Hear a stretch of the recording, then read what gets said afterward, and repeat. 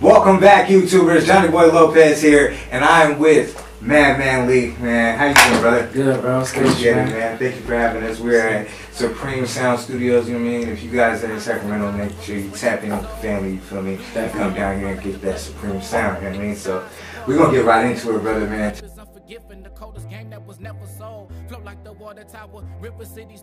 I'm from Sacramento, South Sacramento. Been here my whole life, you know. Put on for the South, Elk Grove, that whole area, you know. So I got my name just based on like when I first got it, I had just made a Twitter account and I just was like, man, I need something catchy. And that just was the first thing that came to mind. I always liked the 3-syllable joint. That's just a thing that's catchy to me. Madmanleek, the 3 pattern type thing. And then once I gave myself the name, it kind of just started dwelling within me, like the madness and everything just started to make sense, and it just became kind of like part of my persona, you know. I like to look at it as like the madman, you know. I deal with, you know, internal struggles and external struggles and battling with the person you want to be and the person you are and stuff like that. That's what I call experiencing madness, and that's just kind of the essence of the name. Let's go, okay.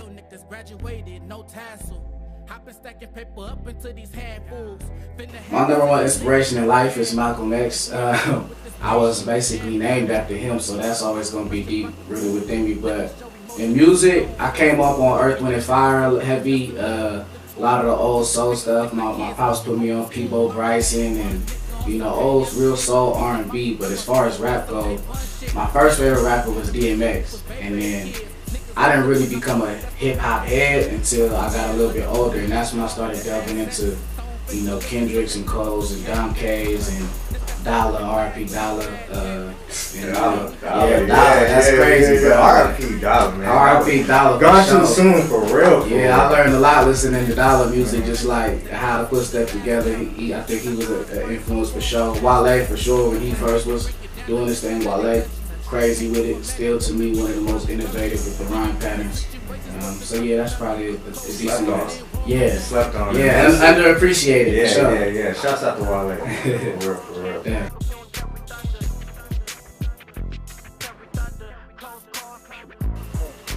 Pop, Jay, Ye, Kendrick, 3 Stacks. That's my 5. I think we're twins, ladies and gentlemen, because that's my 5. All bro. 5 of those get a green light from me. Yeah, and it's hard because it's hard to do a top 5 without putting Nas in there, but it's just like 3 Stacks for me, you know what I'm saying, just did so much more with the, you know, just the sounds and everything that I prefer to listen to his catalog, you know, first. You know, I still love Nas, but I prefer to listen to the 3 Stacks album, you know, on repeat. Yeah, I feel that.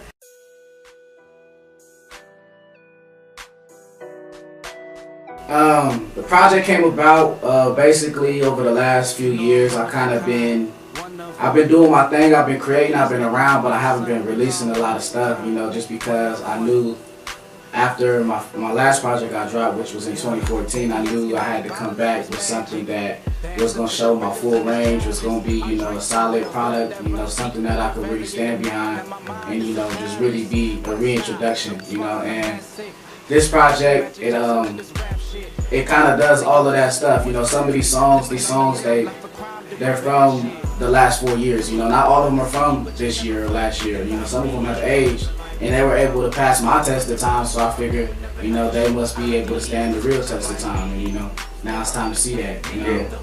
You know, I chose the name Jewel of the Valley because I feel like, you know, just this whole region, you know, Sacramento included, but, you know, just going all the way throughout the valley, you know, the Central Valley, San Joaquin, you know, NorCal, Central California is a region that gets overlooked and slept on a little bit just based on, you know, for a multitude of reasons. We can throw out different reasons why, but I wanted to put out a project that let it be known that, okay, we can do stuff from here that can be accepted on a wider scale. I wanted it to sound like it didn't necessarily come from a region, you know. We're NorCal, we're not the Bay though, you know. You don't know what we sound like because we don't have a sound that's generally accepted as it sounds like that. So I wanted to do something that was its own unique sound. Yeah.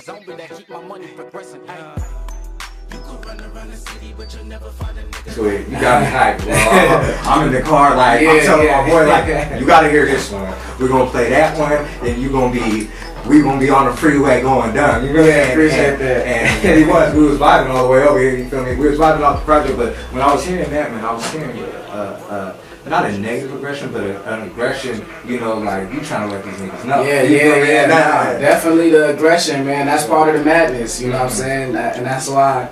Me being a madman, you know, I like to tune into different aspects of myself, because I feel like everybody has multiple sides to them, and you know, whether you want to embrace it or show a certain side, that's part of experience and madness. You know, when you dive through my catalog in this album, it's gonna be different stuff that make you feel different sides, different ways, and you're gonna tune into different sides of yourself.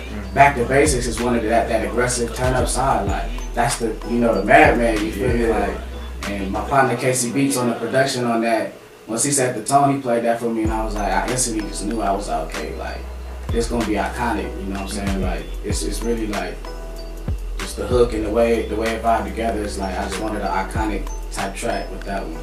Yeah, and I mean, it does, it got that big sound, you feel me, the flow is heavy on it, you know, what do you call it, just, and the way you're flipping the syllables in there, you know, I like the way you do it, you know, you even have a little bit of notes of bone in you. I've heard that. And I like that. I mean, a legendary sound. You feel me? So like when I hear it, you know, I just like, okay, it's not fully like them, but it has little tones of it, and you know, and I like that. You know, being able to hear a tone from the past and mesh it into what's present. You know, it's so dope. You know, so.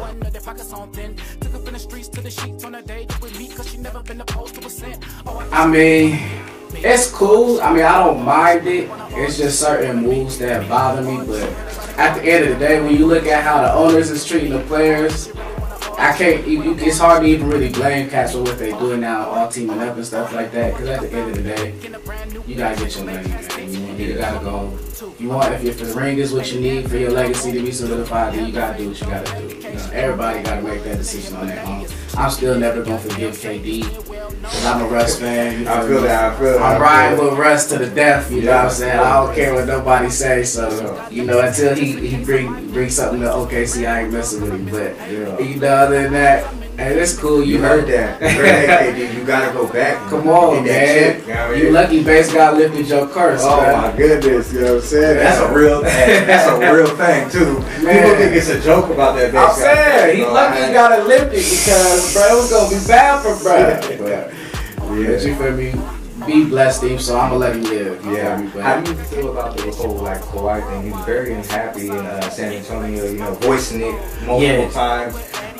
You know, it seemed like his, you know, exit out didn't go as smoothly as, you know, most players tend to go out, you know, so why do you think it played out that way, you know, in the public? I think it was a rough situation because him being a franchise player, the organization, Pop, should have been able to go to him rather than having the players go to the media and kind of speak on their situation. You know, I think that's what really bothered me a lot. You know, Tony Parker and Ronnie Ginobili speaking to the media, talking, you know, oh, Kawhi's not even really hurt, that type of thing. I think he kind of just felt betrayed about that. And I mean, obviously, it was a lot of stuff going on with Pop last year. He just lost his wife and stuff. So, I mean, from outside looking in, I feel like it could have easily just been a situation where it was a moment where he was just kind of highly irritable and was just like, man, I ain't really tripping. Like, whatever happens, happens. Like, I know I've been like that before, you know, so I can see it from both sides, but as a player, I mean, you definitely don't want, you know, your organization and your teammates bashing you.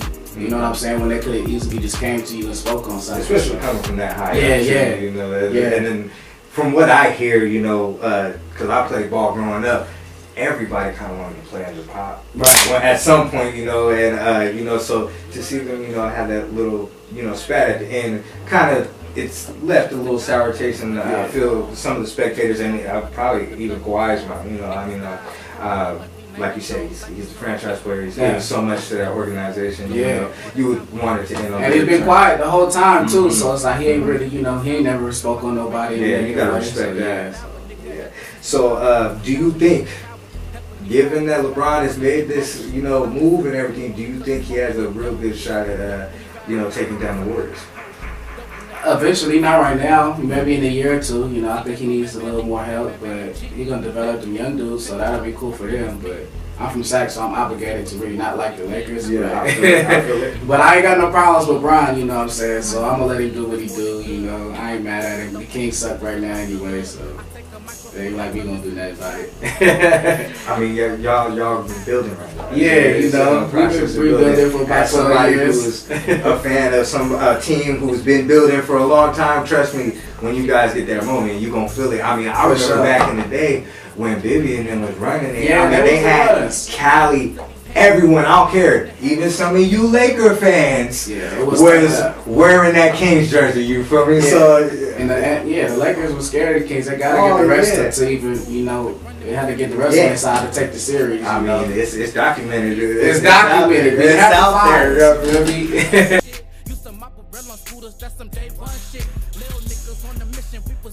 Well, off top by default, it has to be the Madman OG.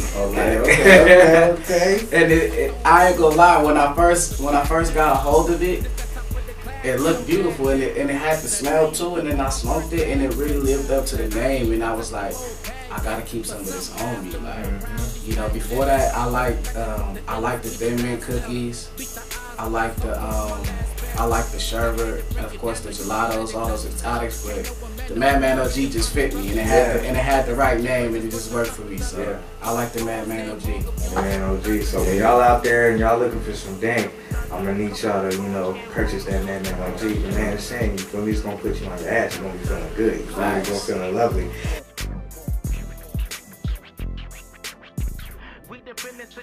You gotta have confidence in yourself and in whatever your product is, because there's always gonna be people trying to shoot you down or trying to outdo you in that lane, trying to, you know, compete with you. So you just have to be confident in the work that you put in and know that, you know, the hours that I put in has put me to a level that now I know I can compete. You know what I'm saying? That now I know I'm good enough to do this. And you just gotta be able to willing to, you know, bear the storm, go through the storms, you know, because it's gonna be a lot of ups and downs.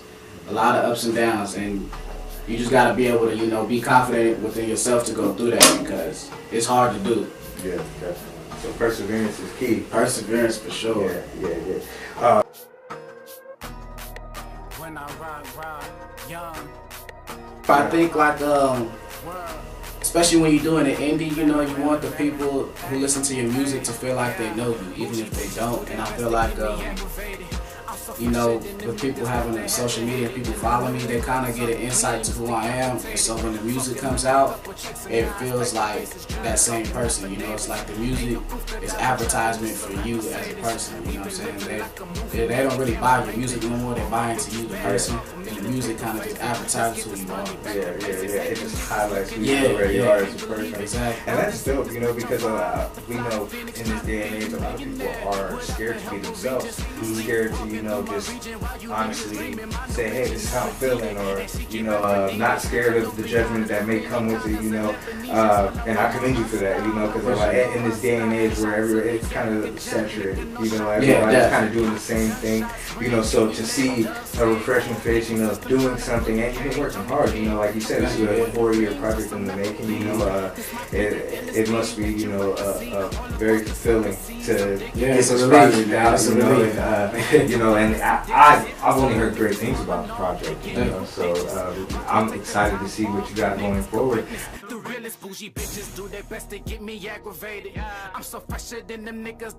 A lot, man. I mean, I want to definitely we're working on following up right now, so you know, there's music in the works unreleased that's just waiting in the tuck right now, you know.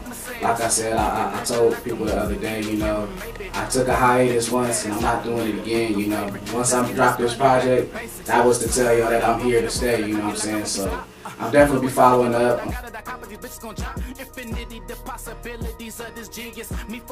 Oh man, shout out to my whole team, Stoneface Regime, shout out my man Cam Eugene, I Am Supreme, All Is Real, Casey Beats, Brandon P, everybody who contributed to the album, Uno Mish, Joey Casanova, you know, this is what we do, we move, you know, we try to move me, you know what I'm saying, do what we can do, you know, within our circle.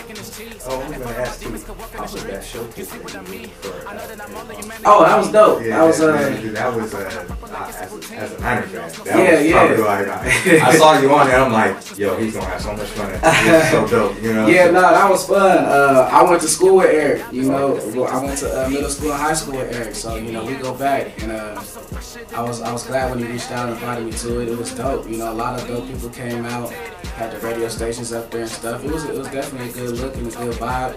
I hope we come back and do it again next year because it was definitely a good turnout, and I could see it just growing even more and more.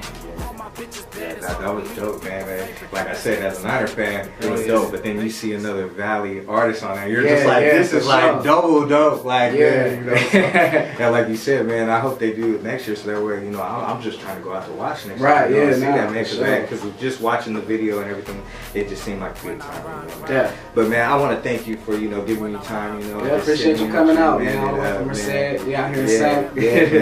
man, it's dope. Thank you, sir, for having us. You know, we appreciate it. All good anytime, man. Maybe you can suggest us in a dope food spot while we out here. You know, me and we'll go look for a good grub spot. Yeah, man. You need to slide to Oscar's, straight Mexican food. Overall Freeport, or you can slide to Super Taco down the street off Elbow Flooring. Them is my two favorite Mexican spots in the city. They're gonna go crazy. Okay. They got the plug right there. Man, Madmanleek, man, Johnny Boy Lopez, I appreciate Appreciate you, you, I really bro. appreciate you, man. This is the Indie Experiment, man. Madmanleek. Johnny Boy Lopez. Walking through my region while you niggas